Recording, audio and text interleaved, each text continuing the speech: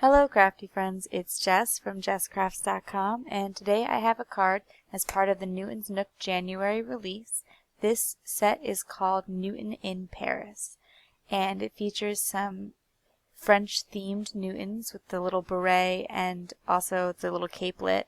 But today's card I'm actually going to be using the Newton in the hot air balloon. You can see to the right there the sketch that I made for myself of what I wanted to do, and I tend to do that with a lot of my Newton stamps and other stamps when I get them, just kind of think out some ideas that I could use. And I personally really love hot air balloons, so when I saw Newton in a hot air balloon, I knew that was the first thing I was going to ink up. So I'm stamping Newton in My Favorite Things Black Licorice Hybrid ink because I want to Copic color him. I'm also going to be stamping a little gathering of hot air balloons to create a scene. Ultimately, as you can see in the sketch, I'll also be adding in some clouds.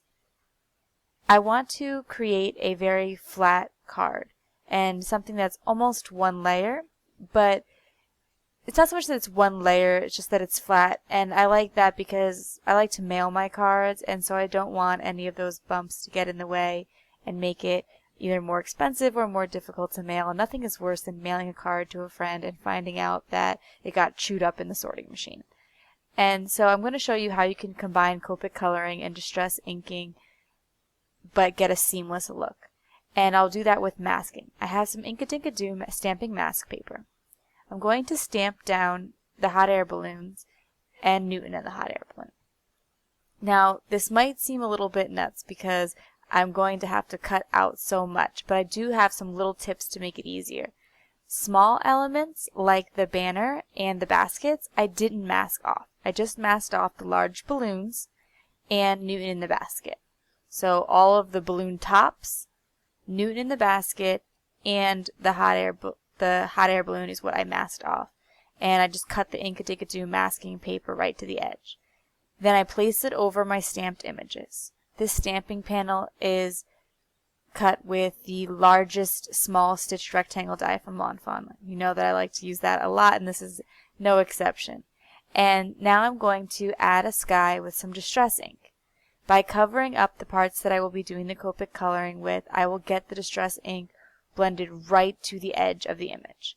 You may have seen in videos past that sometimes I just blend the ink really close and leave a halo, but because there's so many small details in the gap between Newton and the hot air balloon and with the other hot air balloons, I didn't really want to go for that look this time. I wanted a more finished and complete look on the page, and so that's why I chose to go with the masking this time.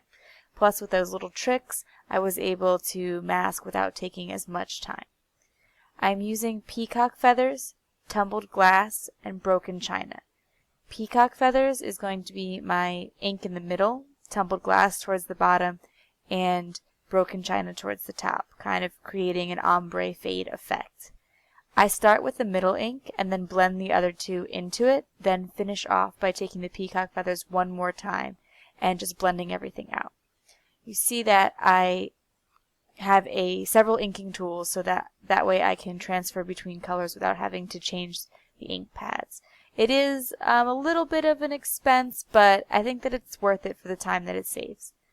I have colored in the small elements like the banners and the Copic markers, and the baskets with Copic markers. And I was able to color right over the distress ink, and it doesn't really affect the color too much because I'm choosing to use some dark colors there. I'll peel up the mask paper to reveal the areas that I want to do Copic coloring. When I want to save the masks, I simply place them over the sheet that comes with the stamps. Then I'm ready to color in my Copic image.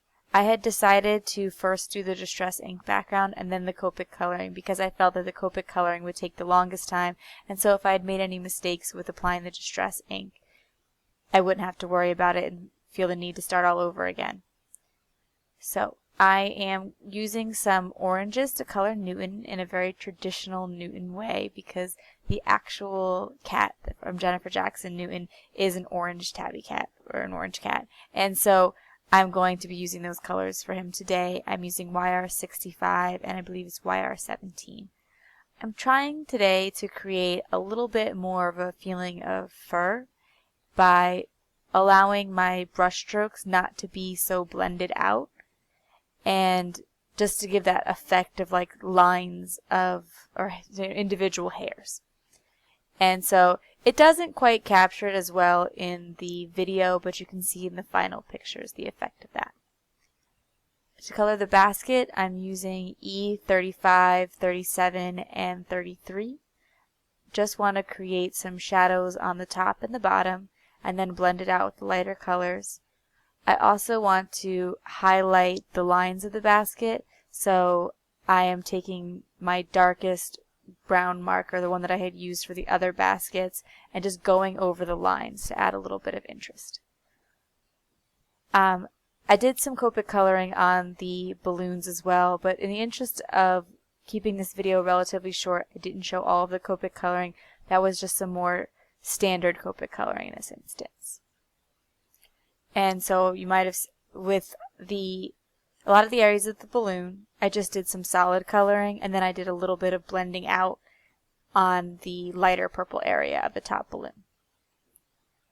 To complete my card, I want to create the clouds, and so I'm just stamping a bunch of the clouds from the set. There's one cloud, but I'll be using it multiple times, and I'm going to fussy cut those.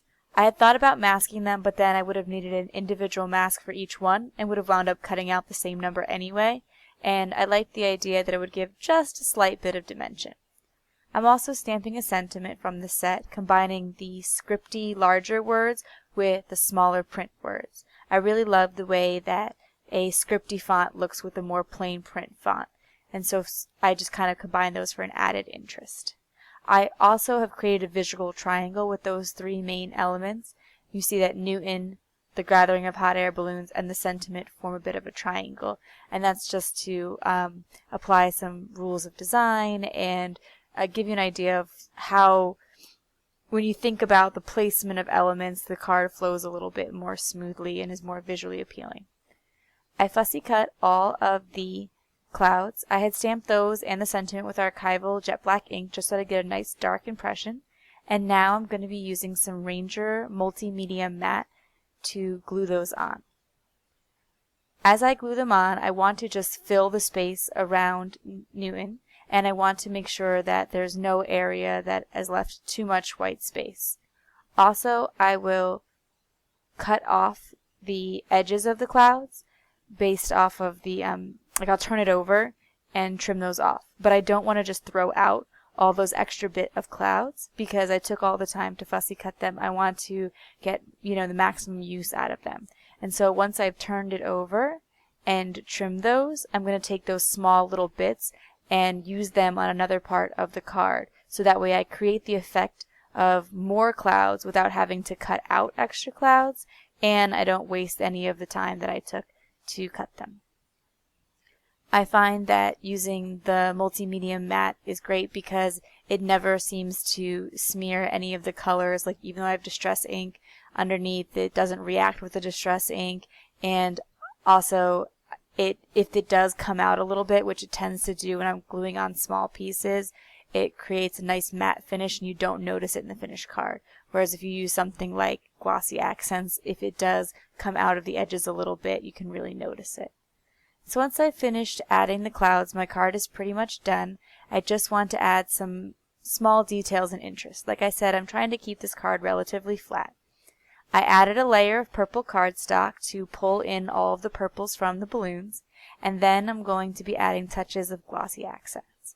While I don't love to use glossy accents as glue, I love to use it as embellishment. And so I'm going to be covering the hearts on the large balloon, Newton's nose, the hearts by the sentiment, just other little areas with the glossy accents, just for a little bit of added interest and dimension without bulking up the card too much. Once I've applied all of the glossy accents, my card is going to be complete today.